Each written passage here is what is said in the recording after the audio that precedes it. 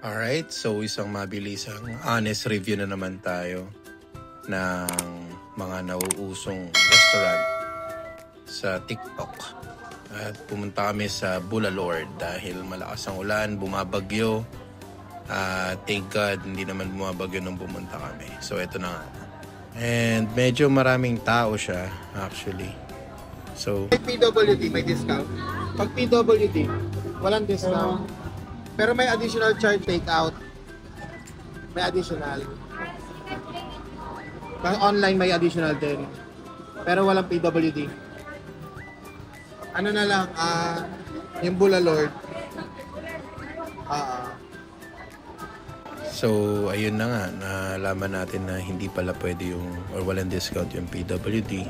So, move on na lang tayo, guys. So, yan, pumasok na ako. Actually, nakaupo na sila kaysa si Celestine doon. So, punta tayo sa priority lane. And, yan, dito nila ina-arrange or nire-ready yung mga orders na book doon. So, since may PWD tayong kasama, and ayan na nga, so sinimulan na namin ang pag-uusga at nagloloko na naman yung bata. Hindi ko alam dahil sobrang init talaga dun sa loob, kahit sobrang daming electric fan dun sa mismong restaurant. And ayan, so sinimulan na namin, and syempre hindi kami kakain at walang prayers. So yun, and ayun na nga siya, nakikita nyo, kompleto pang vlog yung bone marrow. So totoo nga ba na parehas yung mga napapanood natin at yung mga in-order natin? So ang sagot dyan, hindi. Kitang kita naman. So ewan ko ba, siguro dapat pala sinabi ko kanina na vlogger ako. So para mas marami yung nakain namin. Sa mas malaki yung bone marrow na binigay. Pero well, anyway, thankful pa rin. So ayun nga, natakot na si Celestine dahil ewan ko ba, natakot siya sa poster ata kasi parang naisip niya hindi pala totoo yung nasa picture. Charot. So wala, ikot-ikot lang siya, lipat siya ulit sa nanay niya, tapos balik ulit ako, kain ulit ako.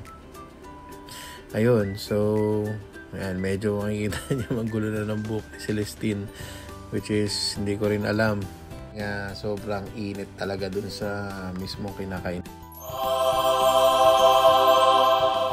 So ayan, diba, pinicturan ko pa, finiriz ko pa para makita natin kung gaano kalaki yung binibigay.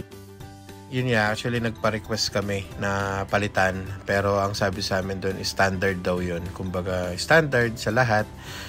Pasiguro dapat talaga sinabi ko na vlogger ako para, alam mo yun, mas lumaki yung ibibigay nila na bone marrow. Pero well, anyway, ganun talaga is mabibigay sa atin as a regular customers.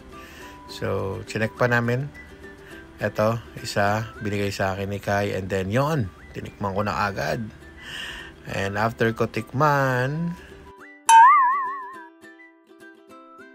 so yun, after ko tikman, nakipaglaban siya sa akin. Akala ko mas matibay ba siya, pero siya talaga mas matibay. And another one.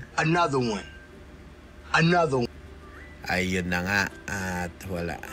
Ganun talaga. Siguro iba yung luto nila sa bone marrow kaysa sa mga normal na yung pang-ulam talaga. Iba yung pakulo, siguro. So, ayun, kumain kami. Yan. And napa-extra rice. Only rice pala sila dyan, and only sabaw. So, sa tingin nyo, hindi na kayo lugi doon. 315 pala yan. Yun. So, may libreng soft drinks din pala. Pero hindi only yung soft drinks. Kanin and sabaw lang. So, yun nga. At nakikita nyo, medyo marami pang natitira sa ulam namin. And bihira yun. Pag gusto talaga namin kumain at nagustuhan namin yung food, saglit lang yan at ubos sigurado. Sa lakas ba namin kumain ewan ko ba. Pag may natitira is isa lang ibig sabihin nun. Hindi ko rin alam kung depende. Subjective kasi yun. So ayun, mabilis na honest review para sa Bula Lord na order namin. And yep, that's all for now. Thank you.